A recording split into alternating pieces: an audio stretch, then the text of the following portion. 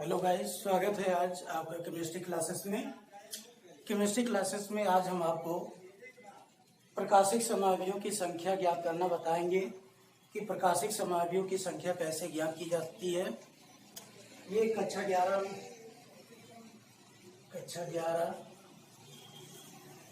इसमें प्रकाशिक समावयवों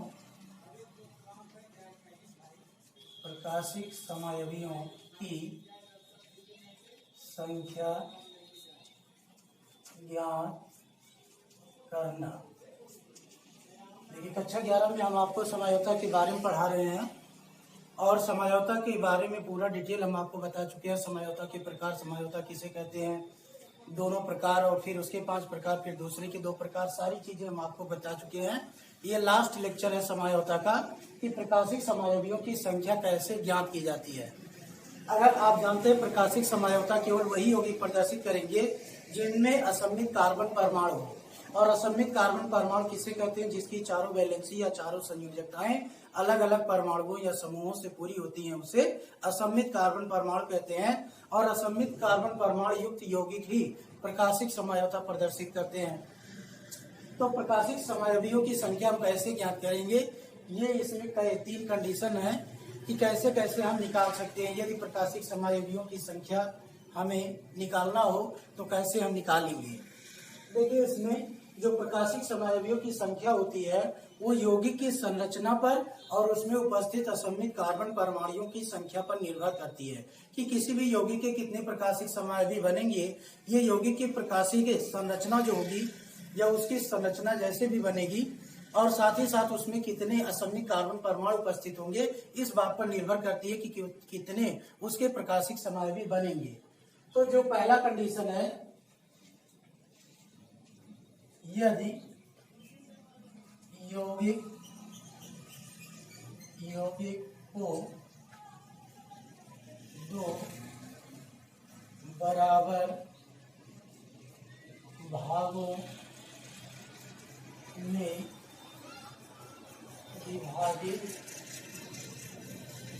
विभाजित करना संभव ना हो। देखिए, पहली कंडीशन क्या है कि यदि यौगिक को 2 बराबर भागों में विभाजित करना संभव ना हो। कहने का मतलब ऐसा यौगिक हो जिसको हम 2 बराबर भागों में बांट ना सकते हो। ऐसा यौगिक है आपका लैक्टिक अम्ल।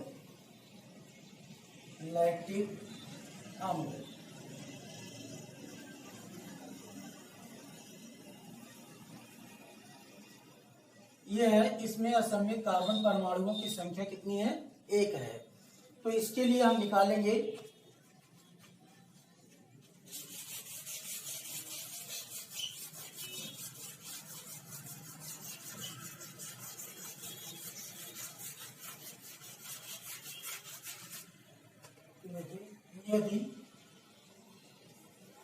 यदि यौगिक में असममित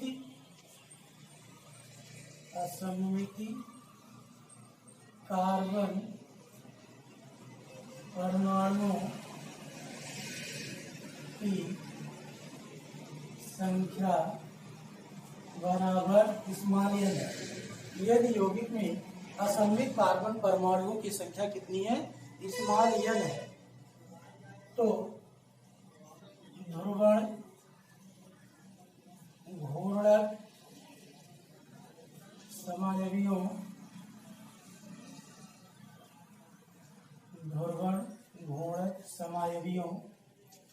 की संख्या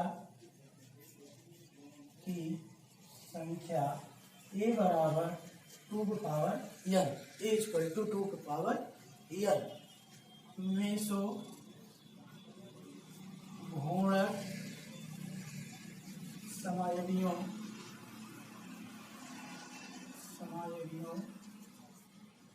की संख्या बराबर 0। मेसो गुणक समावयवियों की संख्या बराबर 0 और ध्रुवण गुणक समावयवियों की संख्या बराबर h = 2 की पावर n। n क्या है, असममित कार्बन परमाणुओं की संख्या है। तो ये आपका उदाहरण है, एग्जाम्पल लैक्टिक अम्ल का, ये है लैक्टिक एसिड, इसमें n इक्वल टू कितना है, 1 है। असममित कार्बन परमाणुओं की संख्या कितनी है, 1 है। क्यों? क्योंकि देखिए एक ही कार्बन ऐसा है जिससे 4 परमाणु या समूह जुड़े हुए हैं, वो भी चारों क्या है, डिफरेंट है। तो अब इसमें ध्रुवण गुणक समावियों की संख्या हम निकाल लेंगे। ध्रुवण घूर्णक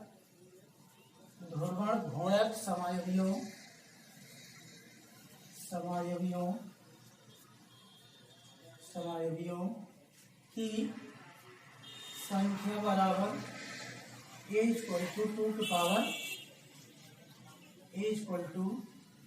पावर n, तो a equal to 2 to power 1, तो a इक्वल टू कितना हो गया, 2। a इक्वल टू कितना हो गया, 2। कहने का मतलब इसके ध्रुवण गुणक समावि कितने होंगे, 2 होंगे। फिर से एक बार सुन लीजिए, यदि यौगिक को 2 बराबर भागों में विभाजित करना संभव ना हो तो उसमें उपस्थित ध्रुवण गुणक समावियों की संख्या होगी a equal to 2 power n, और मेसो गुणक समावियों की संख्या होगी 0, m बराबर 0। और n क्या है, सममित कार्बन परमाणुओं की संख्या है। तो यहाँ देखिए लैक्टिक अम्ल का उदाहरण हमने लिया है, इसमें सममित कार्बन परमाणुओं की संख्या 1 है, तो ध्रुवण गुणक समावियों की संख्या बराबर a equal to 2 power n, यानी a equal to 2 power 1, a equal to 2। अब दूसरा निकालेंगे।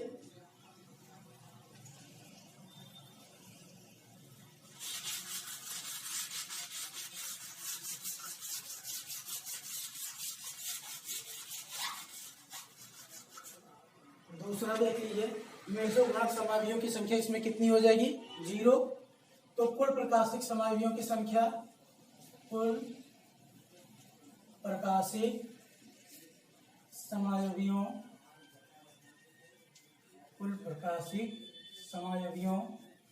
की संख्या बराबर a प्लस m, तो a इक्वल टू 2 है, m equal to 0 equal to 2। तो कुल प्रकाशिक समावियों की संख्या कितनी आ गई, 2।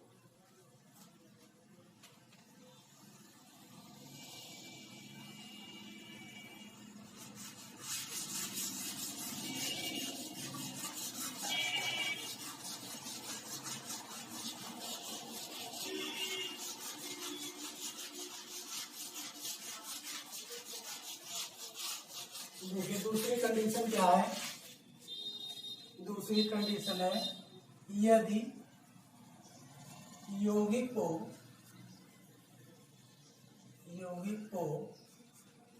2 बराबर भागों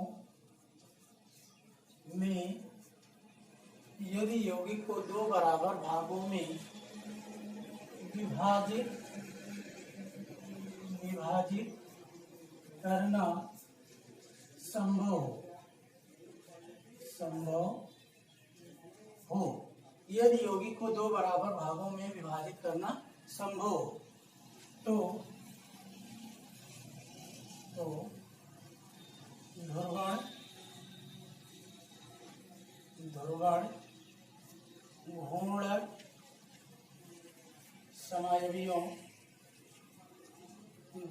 घूर्णक समायवियों की संख्या बराबर, देखिए इसमें यदि दूसरी कंडीशन है कि यदि यौगिक को 2 बराबर भागों में विभाजित करना संभव ना हो, तब हम उसके लिए कुल प्रकाशिक समावियों की संख्या या ध्रुवण गुणक समावियों की संख्या और मेसो गुणक समावियों की संख्या कैसे ज्ञात करेंगे। तो इसमें देखिए a इक्वल टू 2 की पावर n माइनस 1, इसमें ध्रुवण गुणक समावियों की संख्या कितनी हो जाएगी, a इक्वल टू 2 की पावर n माइनस 1। फिर दूसरा है मेसो समावियों की संख्या बराबर, मेसो समावियों की संख्या, मेसो समावियों की संख्या बराबर कितनी हो जाएगी। देखिए अगर आपको ये चीज ज्ञात हो जाए कि यौगिक को 2 बराबर भागों में हम बांट सकते हैं कि नहीं बांट सकते हैं, तो आपको फार्मूला अपने आप क्लियर हो जाएगा। अगर यौगिक को 2 बराबर भागों में नहीं बांटा जा सकता है, इसका मतलब a equal to 2 power n, जो ध्रुवण गुणक समावियों की संख्या इक्वल टू 2 के पावर n, यदि यौगिक को, और उसमें मेसो समावियों की संख्या क्या होगी 0, क्योंकि इसको दो बराबर भागों में हम बांट नहीं सकते। दूसरी कंडीशन है कि यदि यौगिक को दो बराबर भागों में बांटा जा सकता हो, यदि यौगिक को हम दो बराबर भागों में बांट सकते हैं तो उसमें उपस्थित ध्रुवण गुणक समावियों की संख्या कितनी होगी a इक्वल टू 2 के पावर n माइनस 1। और दूसरा है मेसो गुणक समावियों की संख्या बराबर हो जाएगी a m इक्वल टू 2 के पावर n अपान 2 माइनस 1, a इक्वल टू 2 के पावर n अपान 2 माइनस 1। तो चलिए इसमें n क्या है, n जो है असममित कार्बन परमाणुओं की संख्या है, असममित कार्बन परमाणुओं की संख्या है। n क्या है, असममित कार्बन परमाणुओं की संख्या है। तो कुल प्रकाशिक समायोजियों की संख्या कितनी हो जाएगी, कुल प्रकाशिक समायोजियों की संख्या बराबर a प्लस m, a की वैल्यू है 2 के पावर n माइनस 1 प्लस 2 के पावर n अपान 2 माइनस 1। ये कुल प्रकाशिक समावियों की संख्या हो जाएगी। चलिए एक एग्जांपल के द्वारा हम इसको निकालते हैं। एक एग्जांपल ले लेते हैं, फिर इसमें निकालते हैं।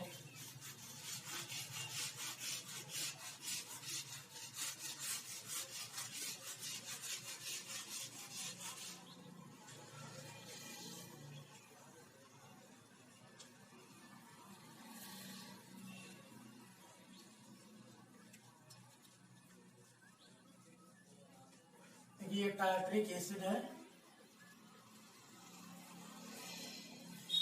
Tartaric acid. अब इसमें मेसो समायोता पाई जाती है।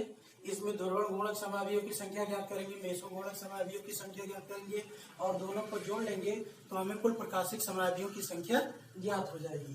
तो इसमें असममित कार्बन परमाणुओं की संख्या देखिए बराबर कितनी है, 2। जो टार्टरिक अम्ल है इसमें असममित कार्बन परमाणुओं की संख्या कितनी है, 2। अब देखिए ध्रुवण गुणक समावियों की संख्या कितनी हो जाएगी, a इक्वल टू 2 के पावर n माइनस 1, तो a इक्वल टू 2 के power 2 minus 1, a equal to 2 के पावर 1, a इक्वल टू 2। देखिए ये ध्रुवण गुणक समावियों की संख्या कितनी आ गई, a इक्वल टू 2। मेसो गुणक समावियों की संख्या ज्ञात कर लीजिए, m बराबर 2 के पावर n अपान 2 माइनस 1, तो 2 के पावर 2 अपान 2 माइनस 1, तो 2 के पावर 1 माइनस 1, 2 के पावर 0, और ये हो जाएगा इक्वल टू 1। 2 के पावर 0 वैल्यू 1। किसी संख्या का पावर अगर 0 हो तो उसकी वैल्यू हमेशा 1 होती है। तो अब देख लीजिए हमें कुल प्रकाशिक समावियों की संख्या निकालना है। ध्रुवण गुणक समावियों की संख्या कितनी आ गई, 2। मेसो गुणक समावियों की संख्या कितनी आ गई, 1। कुल प्रकाशिक समावियों की संख्या कितनी हो जाएगी, देखिए 2 प्लस 1 इक्वल टू 3। कुल प्रकाशिक समावियों की संख्या कितनी हो गई, 3। अब देखिए दो कंडीशन था, दोनों कंडीशन आपने देख लिया। तो इस तरीके से आप निकाल सकते हैं ध्रुवण गुणक समावियों की संख्या और मेसो गुणक समावियों की संख्या और ओवरऑल कुल प्रकाशिक समावियों की संख्या। चलिए तीसरी कंडीशन देखिए,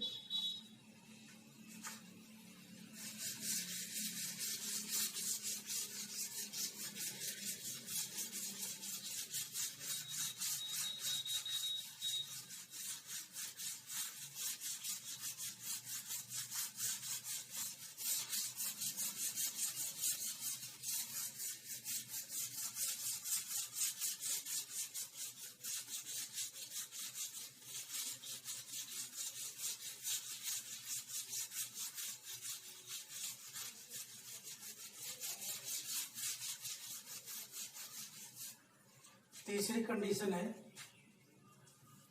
यदि यौगिक में असममित कार्बन परमाणुओं की संख्या एक से अधिक हो,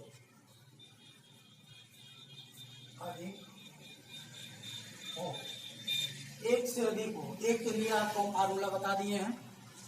यदि यौगिक में असंगत कार्बन परमाणुओं की संख्या एक से अधिक हो, जैसे 3 हो या 5 हो, 7 हो, 9 हो, 11 हो, 13 हो, 19 हो, तो इस प्रकार से अगर है तो उसके लिए हम कौन सा फार्मूला अप्लाई करेंगे ये देखना है। तो अब इसमें जो होगा ध्रुवण घूर्णक समायवियों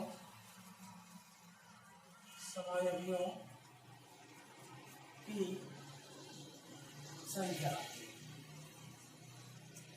तो इसमें यदि यौगिक में असंगत कार्बन परमाणुओं की संख्या क्या हो, एक से अधिक हो। आपको पहले एक के लिए तो आपको पहला फार्मूला हम बता दिए, और यदि सम संख्या हो तो भी हम आपको फार्मूला बता दिए। कहने का मतलब यदि यौगिक को 2 बराबर भागों में विभाजित करना संभव हो, उसके लिए हम आपको बता दिए हैं। अब तीसरा कंडीशन है कि यदि यौगिक में असंगत कार्बन परमाणुओं की संख्या एक से अधिक हो तो ध्रुवण घूर्णक समावियों की संख्या क्या होगी, (2 की पावर n -1 -2 की पावर n -1/2।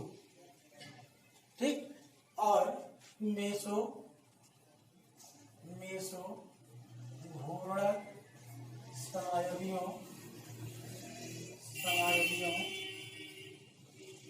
की संख्या m = 2 की पावर n -1। अब दोनों को हम जोड़ लेंगे। कुल प्रकाशिक समावियों की संख्या बराबर कुल प्रकाशिक समावियों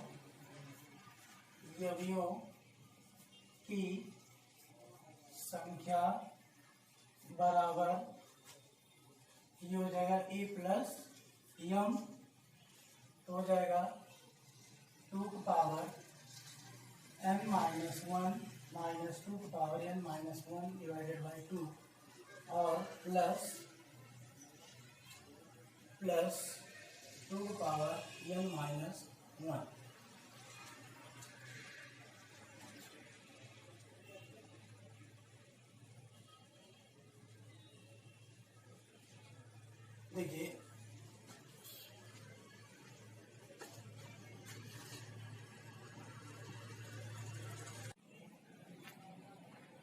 देखिए तीसरी कंडीशन क्या है, हम आपको फिर से एक बार समझा दे रहे हैं। तीसरी कंडीशन है यदि यौगिक में असंगत कार्बन परमाणुओं की संख्या एक से अधिक हो, 3, 5, 7, 9 ये सब, तो दोनों घूर्णक समावियों की संख्या क्या होगी, h = 2 की पावर n -1 -2 की पावर n -1/2। और मेसो घूर्णक समावियों की संख्या कितनी हो जाएगी, m = 2 की पावर n -1/2। और हम कुल प्रकाशिक समावियों की संख्या निकालने के लिए दोनों को जोड़ लेंगे। कुल प्रकाशिक समावियों की संख्या बराबर प्लस m, तो 2 की पावर n -1 -2 की पावर n -1/2 प्लस 2 की पावर n -1/2, ये दोनों कैंसिल हो जाएगा, बचेगा 2 की पावर n -1। तो हम आपको बताना चाहेंगे कि इसको चाहे आप अलग अलग निकाल लीजिए, मेसो घूर्णक समावियों की संख्या और ध्रुवण घूर्णक समावियों की संख्या, तो उसके बाद दोनों को जोड़ लीजिए तो आ जाएगा कुल प्रकाशिक समावियों की संख्या। और अगर आप ऐसा नहीं करना चाहते हैं तो आप टोटल प्रकाशिक समावियों की संख्या डायरेक्ट निकाल सकते हैं 2 की पावर n -1 से। अब देखिए एक एग्जांपल हमने लिया है 2,6 डाइक्लोरोहेप्टेन या हेप्ट 3,4,5 ट्राई-आर। इसका संरचना सूत्र लिख लेंगे। सबसे पहले देखिए 7 कार्बन हम बना लेंगे, और कह रहा है कि 2 पर और 6 पर क्या है, 2 क्लोरीन है, तो 2 पर और 6 पर 2 क्लोरीन, देखिए 2 पर और 6 पे लगा देंगे। फिर उसके बाद कह रहा है कि 4 पर 5 पर और 3 पर 4 पर 5 पर क्या है, OH है, तो 3, 4, 5 पे हमने OH लगा लिया, बाकी सबकी वैलेंसी हाइड्रोजन से पूरी कर दी है। तो इसमें असंगत कार्बन परमाणुओं की संख्या कितनी आ गई, देखिए एक ये वाला है, एक ये, एक ये, एक ये, एक ये, कुल मिला के असंगत कार्बन परमाणुओं की संख्या कितनी है, 5। तो असंगत कार्बन परमाणुओं की संख्या अगर हमें 5 पता चल गई तो हम निकाल लेंगे। देखिए ध्रुवण घूर्णक समावियों की संख्या निकाल लेंगे, 2 की पावर n -1 -2 की पावर n -1/2। यहाँ देखिए हमने रख दिया 2 की पावर 5 -1 -2 की पावर 5 -1/2, यहाँ गया 2 की पावर 4 और यहाँ आ जाएगा 4/2, 2 की पावर 2, तो ये आ जाएगा 16 - 4 = 12। देखिए कुल आ गया ध्रुवण घूर्णक प्रकाश समावियों की संख्या कितनी आ गई, 16। अब मेसो घूर्णक समावियों की संख्या = 2 की पावर n -1/2, तो 2 की पावर 5 -1/2, ये आ जाएगा 2 की पावर 2 = 4। तो कुल प्रकाशिक समावियों की संख्या हम ऐड कर लेंगे। देखिए ध्रुवण गुणक समावियों की संख्या कितनी है 12 और मेसो समावियों की संख्या कितनी है 4, कुल कितना हो गया 16। अब डायरेक्ट आप निकालना चाहे तो देखिए यहाँ 2 की पावर n-1 रख सकते हैं, 2 की पावर 5-1, 2 की पावर 4 इक्वल टू 16। तो इस तरीके से आप 3 कंडीशन होते हैं प्रकाशिक समावियों की संख्या ज्ञात करने के लिए। 3 कंडीशन में से जो कंडीशन आपको अप्लाई करना होगा उसका फार्मूला लगा के आप कुल प्रकाशिक समावियों की संख्या या मेसो गुणक समावियों की संख्या या ध्रुवण गुणक समावियों की संख्या ज्ञात कर सकते हैं। इतना ज्ञात करने के बाद हम आपको ये चैप्टर आपका कंप्लीट हो गया। अब हम आपको नेक्स्ट लेक्चर में नेक्स्ट चैप्टर पढ़ाएंगे कार्बनिक अपक्रियाओं की क्रियाविधि।